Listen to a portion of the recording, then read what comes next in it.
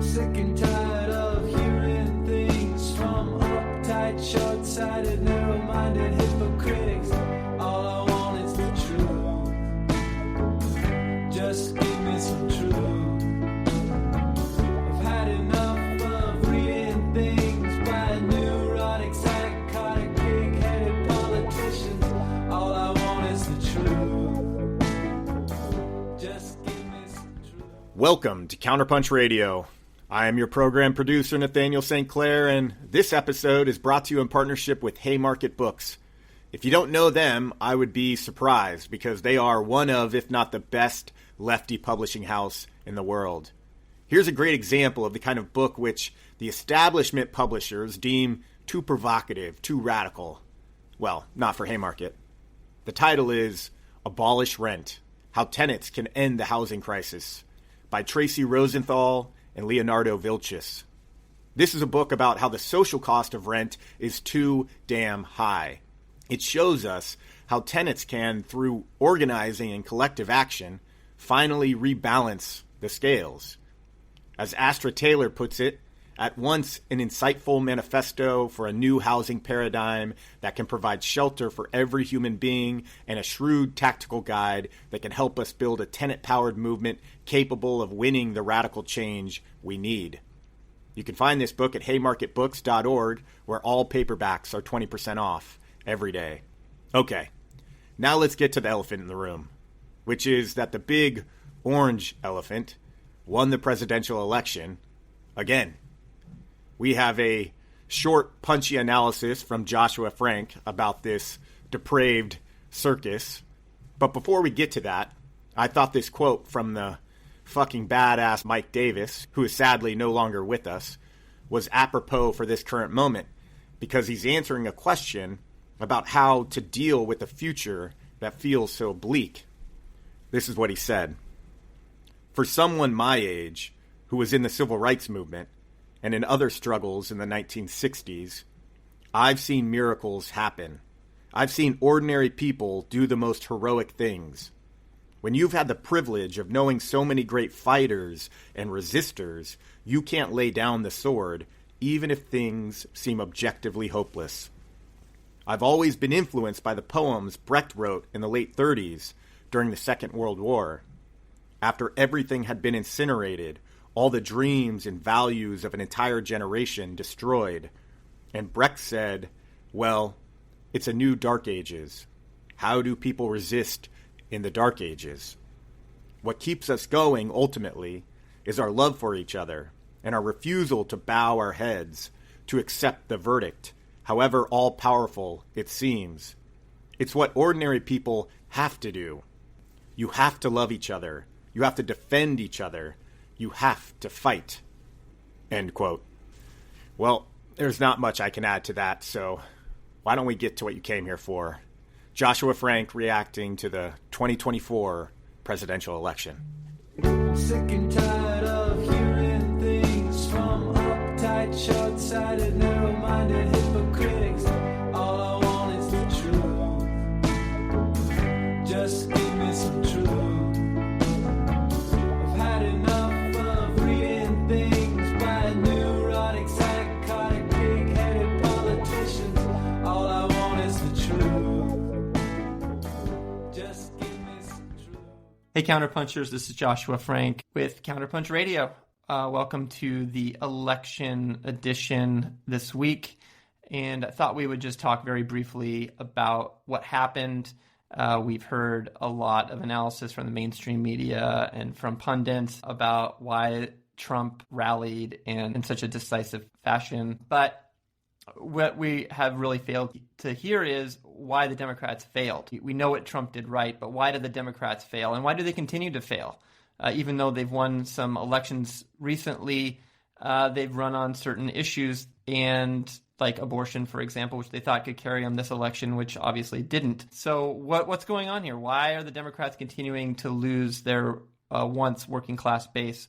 Yesterday, Bernie Sanders came out with a pretty great statement, which I'll read part of here. It should come as no great surprise that a Democratic Party which has abandoned working class people would find that the working class have abandoned them. First, it was the white working class, and now it is at Latino and black workers as well. While the Democratic leadership defends the status quo, the American people are angry and want change, and they're right. Well, what are some of those things and policies that the Democrats have initiated that have destroyed the working class and labor of those Midwestern states, the blue wall states, which Trump broke this year? Those include Pennsylvania, Michigan, and Wisconsin. What happened? What's going on here? Well, we can go back a ways. We can go back to NAFTA. NAFTA, of course, decimated the labor of the Midwest. Huge job losses in the manufacturing sector from 1990 to 2000 in Michigan, Ohio, Pennsylvania, and Wisconsin.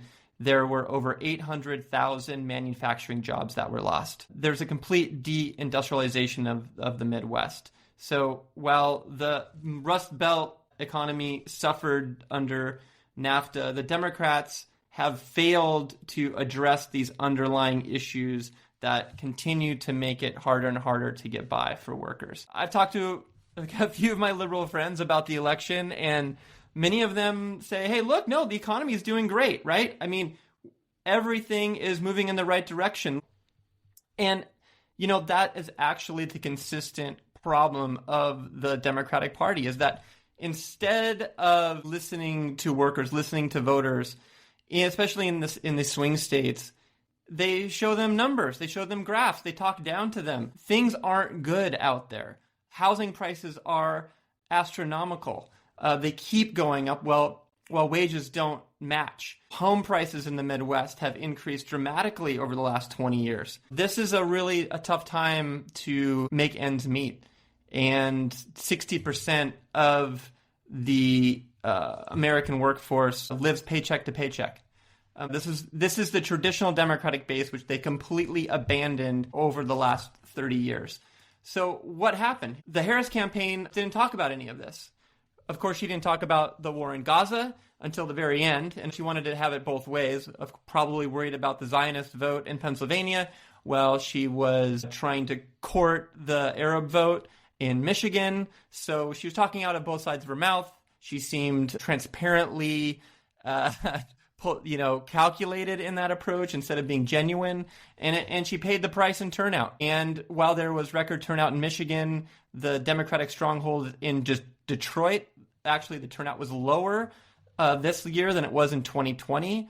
Wisconsin, the state saw a record turnout, but in Dade County, where Madison is, also a Democratic stronghold, Democrats underperformed there. There was less Democratic turnout than 2020. And Pennsylvania, same story. 2024, less turnout in Philadelphia than there was in 2020. This was a huge problem for the Democrats. Harris didn't get out the vote. And I would argue she didn't get out the vote because instead of rallying support among the working class in those cities, she was in the rural areas campaigning with Liz Cheney, trying to court the Republican vote. All those voters that voted for Nikki Haley, she was instead trying to rally them to the polls instead of courting the traditional base of the Democratic Party. Meanwhile, Trump, the fascist in waiting, was telling working class people, I will solve your problems. I am going to lower your cost of living. I am on day one going to lower gas prices. Of course, it's bullshit. He's not going to do it, right? He's going to initiate tariffs that will eventually hurt a lot of people. Rhetorically, he said he has all the answers. Everything's going to be better. It was better 4 years ago, right? Well, the Harris campaign was saying, look, quit fucking whining. Everything's fine. The economy's doing great. Inflation is down. Unemployment is low. Well, that was a losing strategy. Instead, they should have been listening to the workers. They should have been listening to the people saying, look, no, we need help.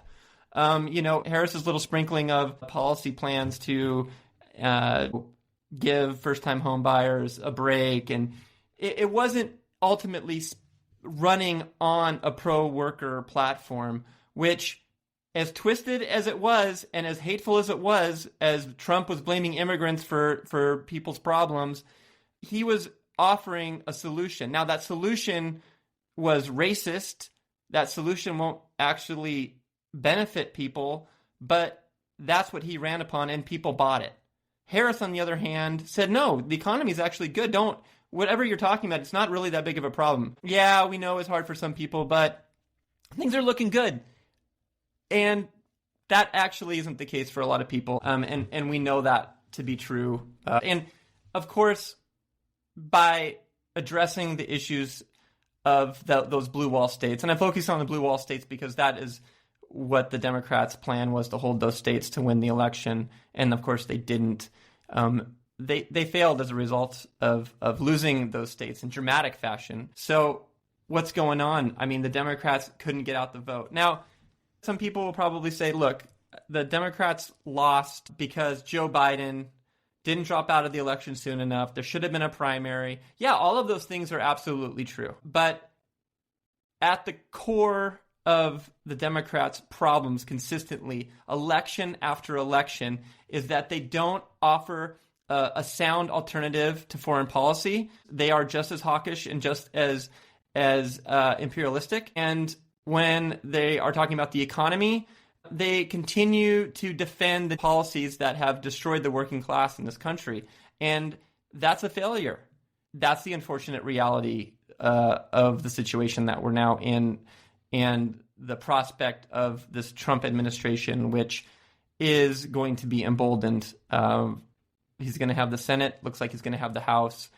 And for at least the next 2 years, unless the Democrats can come around and retake the House, if they do, in fact, end up losing it, this next 2 years are going to be dramatic. CounterPunch, for example, and a lot of other publications could very likely come under attack for our pro-Palestine positions. They want to go after the nonprofit status of organizations like ours. They definitely want to make it hard for us to operate. This isn't to mention what it's going to be like in a lot of areas if you're trans, if you're on the margins, and even those workers out there and people that supported the Trump campaign. They're going to be hammered by these tariffs if he's able to implement them and does implement them. So things are not looking good. As bad as Obamacare is for a lot of people, it still is the little public health care that they can get access to, and Trump promises to destroy that. So things are going to be getting very bleak and a lot worse. He is going to go after immigrants, and I'm certain that on day one he's going to have plans in place to send troops to the border and militarize the border even further. And now we've seen what a lot of these Republicans in Western states, and I'm thinking of Tim Sheehy in my home state of Montana, which knocked out John Tester. Sheehy is a complete fraud and liar, and racist, but he won that election, and he is very clear about wanting to privatize public lands for oil and gas development. And who's going to stand in their way of doing these things? You know, I mean, we're in for it, and it's going to be really bad. And the Democrats, unfortunately, are unable to put up real opposition, and they're unable to put up real opposition because they're unable to address the economic peril that this country is ultimately in the wealth disparity, the cost of living.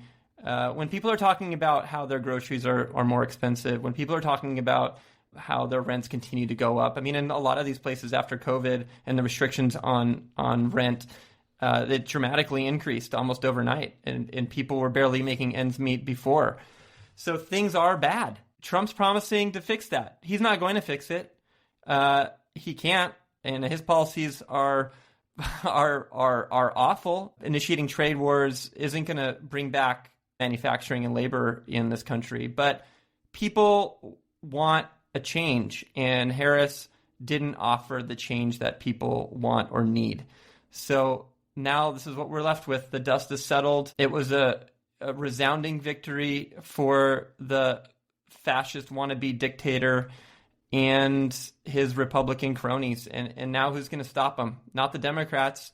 It's going to be us. It's going to be people that are fighting these things at the local level, are protecting their neighbors.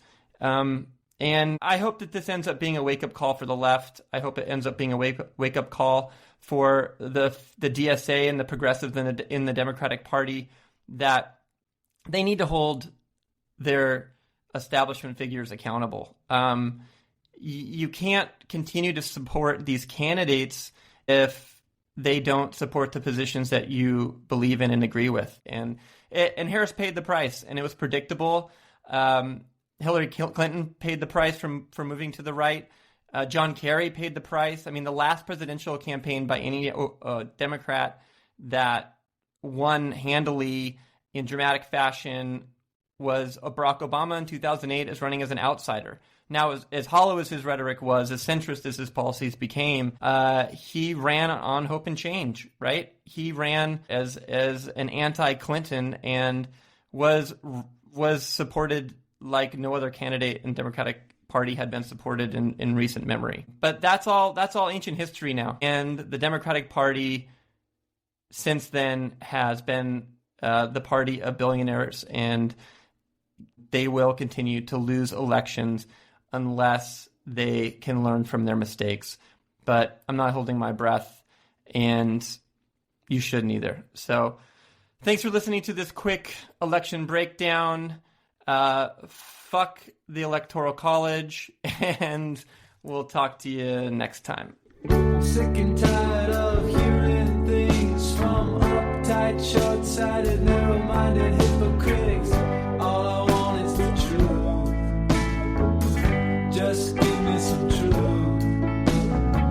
I've had enough of reading things by neurotic, psychotic, pig-headed politicians. All I want is the truth.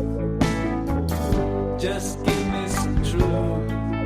No short-haired, yellow-bellied son of tricky dick is gonna mother up a soft soap bee with just a pocket full of hope. It's money for dogs.